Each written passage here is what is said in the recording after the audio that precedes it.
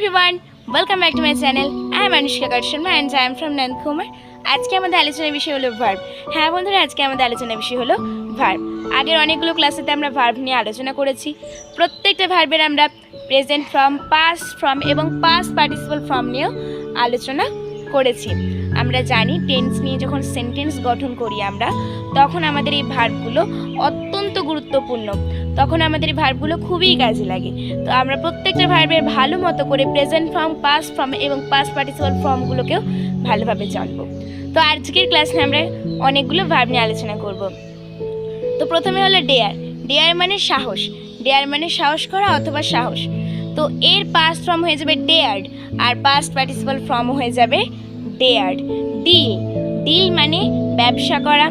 তো এর পাস্ট ফর্মে হয়ে যাবে ডেল্ট আর পাস্ট পার্টিসিপল ফর্মে হয়ে যাবে ডেল্ট। ডিগ। ডিগ মানে খনন করা। এর পাস্ট ফর্মে হয়ে যাবে ডাগ আর পাস্ট পার্টিসিপল ফর্মে হয়ে যাবে ডাগ। ড্রিম মানে স্বপ্ন দেখা।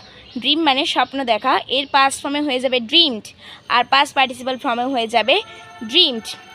ড্র। ড্র মানে টানা। এর পাস্ট ফর্মে হয়ে যাবে ড্র থেকে হয়ে যাবে ড্রিউ আর পাস্ট পার্টিসিপল ফর্মে হয়ে যাবে ড্রন। ড্রাইভ। ড্রাইভ মানে গাড়ি চালানো। ড্রাইভ থেকে হয়ে যাবে ড্রোভ, পাস্ট ফর্মে হয়ে যাবে ড্রোভ আর পাস্ট পার্টিসিপল ফর্মে হয়ে যাবে ড্রাইভ, ড্রোভ, ড্রিভেন।